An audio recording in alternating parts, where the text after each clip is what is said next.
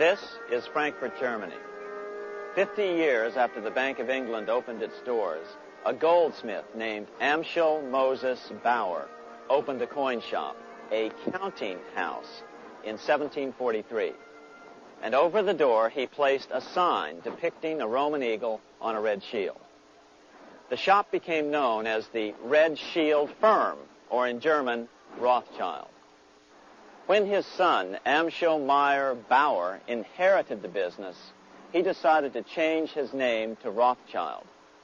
Amschel soon learned that loaning money to governments and kings was more profitable than loaning to private individuals. Not only were the loans bigger, but they were secured by the nation's taxes. Mayer Rothschild had 5 sons.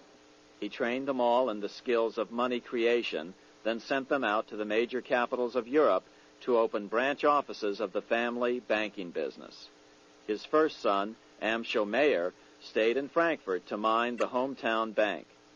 His second son, Solomon, was sent to Vienna. His third son, Nathan, was clearly the most clever. He was sent to London at age 21 in 1798, 100 years after the founding of the Bank of England. His fourth son, Karl, went to Naples, and his fifth son, Jacob, went to Paris. In 1785, Mayer Amschel moved his entire family to this larger house, a 5-story dwelling he shared with the Schiff family. This house was known as the Green Shield. The Rothschilds and the Schiffs would play a central role in the rest of European financial history and in that of the United States. The Rothschilds broke into dealings with European royalty here at Williamshall, the palace of the wealthiest man in Germany.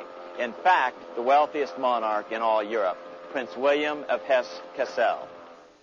At first, the Rothschilds were only helping William speculate in precious coins.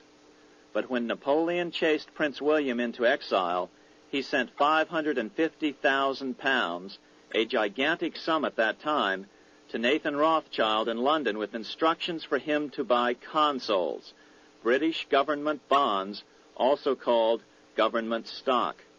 But Rothschild used the money for his own purposes. With Napoleon on the loose, the opportunities of wartime investments were nearly limitless.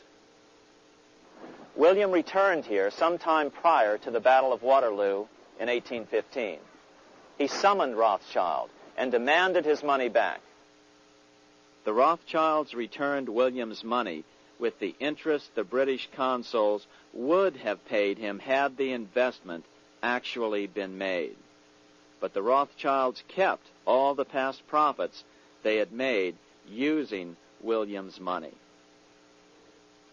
Nathan Rothschild later bragged that in the 17 years he'd been in England, he'd increased his original £20,000 stake given to him by his father by 2,500 times.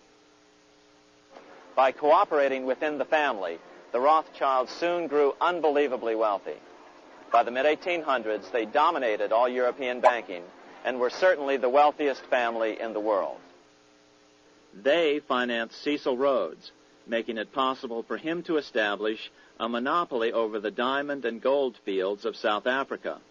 In America, they financed the Harrimans and railroads, the Vanderbilts in railroads and the press, and Carnegie in the steel industry, among many others. In fact, during World War I, J.P. Morgan was thought to be the richest man in America. But after his death, it was discovered that he was actually only a lieutenant of the Rothschilds. Once Morgan's will was made public, it was discovered that he owned only 19% of J.P. Morgan companies.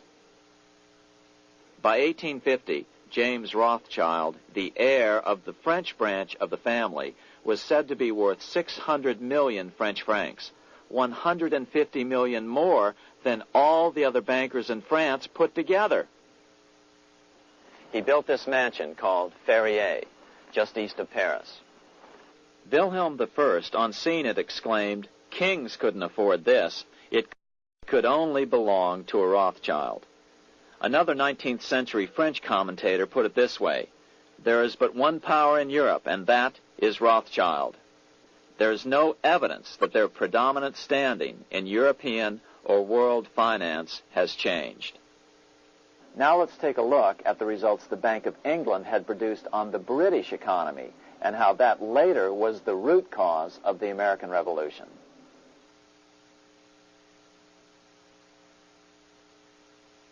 By the mid-1700s, the British Empire was nearing its height of power around the world.